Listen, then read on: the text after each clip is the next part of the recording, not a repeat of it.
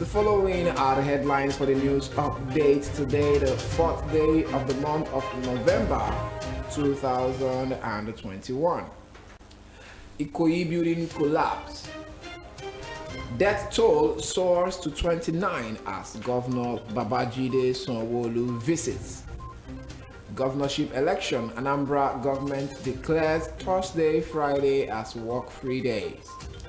And in business, Nigerian banks to stop accepting old 20 euro, 50 euro notes from December 31st. External reserves gain $5 billion in October, says Central Bank of Nigeria. Nigerian exchange market closes negative as market capitalization sheds 19.80 billion naira. Good morning. Welcome to the news update from your number one business radio, Broad Street Radio, in association with Automedics Autocare Limited, Ajao Estate Branch, and Dependable Securities Limited. I am Atusi James Chuku, and here are the news in full.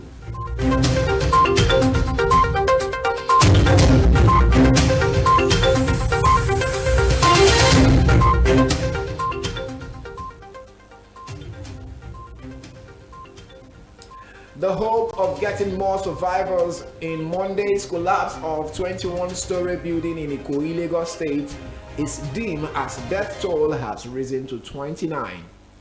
The building under construction on Gerard Road, Ikoyi, caved in 4 days ago, with many people trapped in the rubbles. In 4 days, only 9 have been rescued alive, while 29 bodies have been evacuated so far as that Wednesday evening. As the days go on, hope of more survivors is unlikely. On Wednesday, nobody was rescued alive as about 7 brought out of the rubbles were dead. However, Governor Babajide Sanwo-Olu of Lagos State has condemned the actions that led to the collapse of a 21-story building in the Ikoyi area of the state. During a visit to the scene of the building collapse on Wednesday afternoon, Sanwo-Olu stated that the incident happened due to mistakes made from all angles.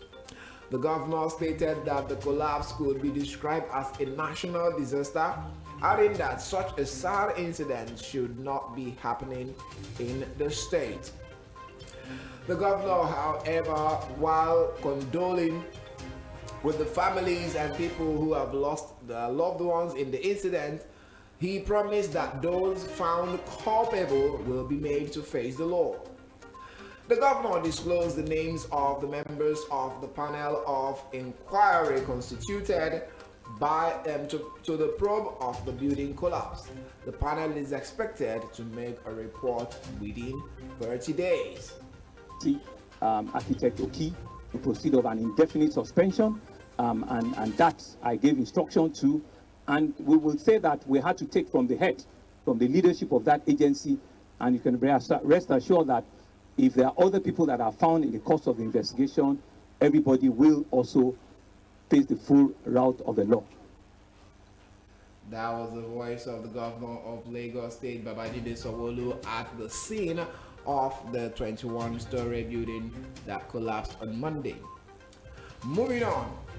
Following reports of massive gas pipeline leakage in Ikeja area of Lagos State, National Emergency Management Agency (NEMA) has warned residents against igniting an open fire.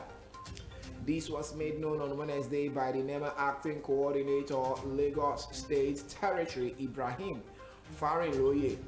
He stated that residents around Computer Village, on the bridge, Awolowo Way, and Oba Akran Axis, Anifowoshe Street, and Medical Road should avoid contact with naked fire. He said the agency received distress alerts about the incident some minutes ago. Farinloye advised residents to take safety precautions to prevent any form of disaster. The NEMA acting coordinator disclosed that emergency responders are working to prevent the unforeseen. The Federal Executive Council FEC yesterday approved 39 billion naira for various projects in the Ministries of Aviation, Works and Housing and other federal establishments. Aviation Minister Hadi Sirika announced this to the State House correspondents after the week's virtual meeting presided over by the Vice President Yemi Osinbajo, Senior Advocate of Nigeria at the Presidential Villa in Abuja. Sirika said the council approved the 3 memoranda presented by his ministry, comprising a contract for direct procurement, installation and commissioning of the total radar coverage modernization for the Nigeria Airspace Management Agency, NEMA, at $40 million, 40 million euro, equivalent to 20 billion naira. The Anambra State government has declared Thursday and Friday as work-free days for residents of the state to prepare for the governorship election scheduled to hold on Saturday, November 6th. This was contained in a statement signed by the state head of service, Harry Udu, in Awka, the state capital. According to him, the work-free days were to enable residents in the state to move to the locations where they registered as voters. The Northern Elders Forum, NEF, has called on the Muhammadu Buhari-led federal government to tag bandits as terrorists if that would put an end to killings in the Northwest region. The National Assembly, governors and other stakeholders are continuing to mount pressure of the present administration to declare bandits as terrorists so decisive actions can be carried out against them.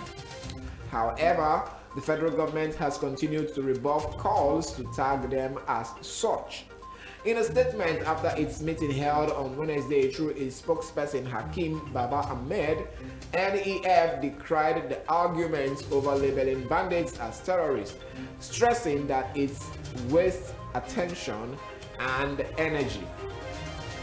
The forum advised the government to explore all lawful means to bring the menace of banditry to an end.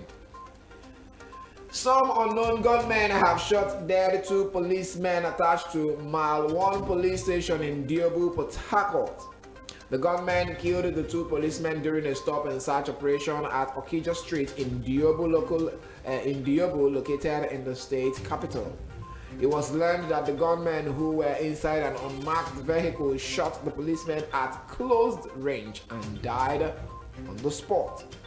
Also speaking, a commander of a local vigilante group in the area, Victor Ohaji, said the gunmen arrived at the police checkpoint and attempted to make a U-turn after sighting the policemen. Ohaji added that the gunmen shot the 2 police officers who tried to intercept their car. However, the Rivers State Police Command has confirmed the news, adding that the State Commissioner of Police had ordered investigations into the incident. A new Commissioner of Police, Bartholomew Nnamdi Onyeka, has been deployed to Plateau State by the Inspector General of Police, Usman Al-Khali Baba. The deployment of the new commissioner is with immediate effect, according to information made available to Nigerian News in a statement on Wednesday by the Force Public Relations Officer, CP Frank Mba. The statement added that the CP Edward Ebuka, who previously occupied the position, has been recalled to the force headquarters for other national engagements. The change in leadership is coming at a time the Plateau State House of Assembly is embroiled in a leadership crisis on who is the authentic Speaker of the Assembly.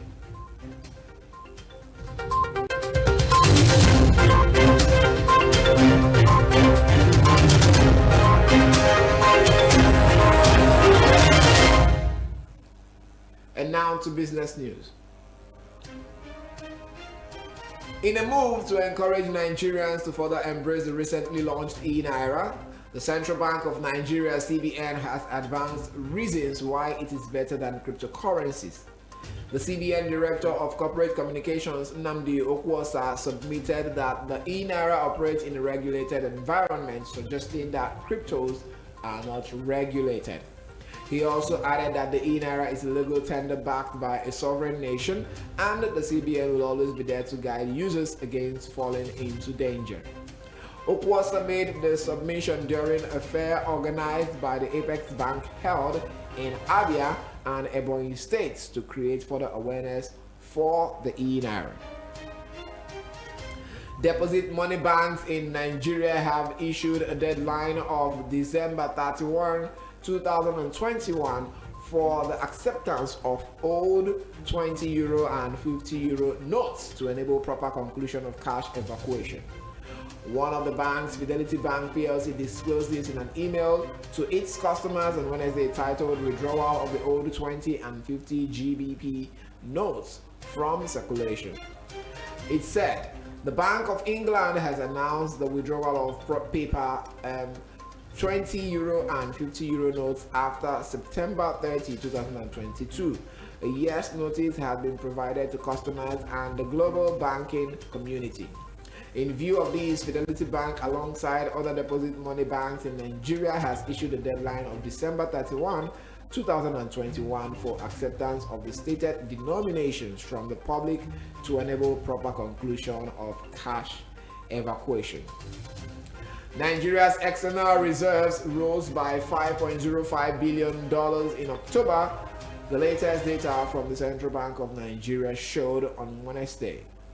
The reserves increased from $36.78 billion on September 30 to $41.83 billion as of October 29. The Deputy Governor of Financial System Stability Directorate (CBN), Aisha Ahmad, at the last Monetary Policy Committee meeting in Abuja, said the external sector trends improved as reflected in the balance of trade position, which narrowed by 52.56% to a deficit of 1.8 trillion naira in the second quarter of 2021 from 3.94 trillion naira in the first quarter. She said this was driven by a 74.72% rise in exports, which outstripped the increase in imports of 1.45%. Oil prices fell yesterday after United States-US crude stocks rose more than expected in the most recent week, even as gasoline inventories hit a 4-year low in the world's largest oil consumer. Brent crude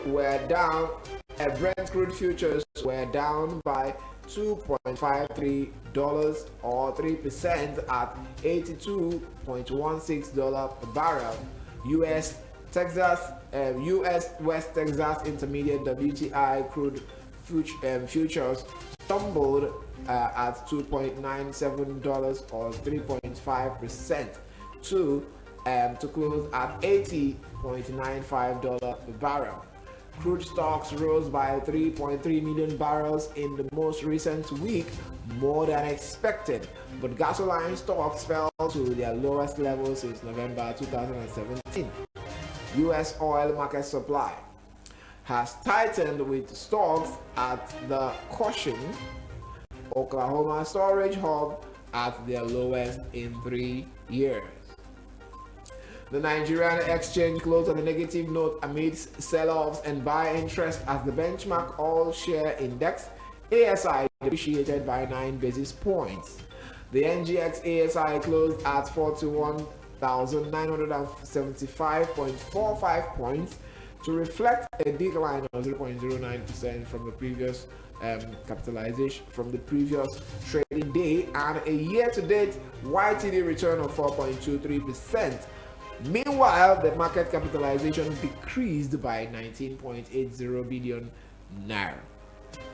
At the close of market yesterday, Wednesday, the 3rd of November 2021, the stock market value currently stands at 21.91 trillion naira from 21.93 trillion naira in the previous trading day. The Brent market closed negative as Universal Insurance led 13 gainers and 20 losers, topped by Lasaco at the end of yesterday's session. The stock market has advanced by 1,704.73 base points since the start of the year. The following are the NGX ASI top gainers after yesterday's trading session. Universal Insurance was up by 10% to close at 22 kobo. Multiverse was up by 10% to close at 22 kobo. Honeyflower was up by 9.78% to close at 3 naira 48 kobo. Sterling Bank was up by 6.85% to close at 1 naira 56 kobo. Wapik was up by 6.25% to close at 51 kobo. Also, the NGX ASI top losers for yesterday are as follows. Lasako was down by 9.40% to close at 1 naira 6 kobo. Champs was down by 8.33% to close at 22 kobo. Sovereign Insurance was down by 8.33% to close at 22 kobo. Adova was down by 7.53% to close at 13 naira 50 kobo. Linkage Assurance was down by 7.02% to close at 53 kobo. This is a news update from your number one business radio, Broad Street Radio, in association with Automedics Auto Care Limited, Agile Estate Branch, and Dependable Securities Limited. Before I go, a recap of the major stories.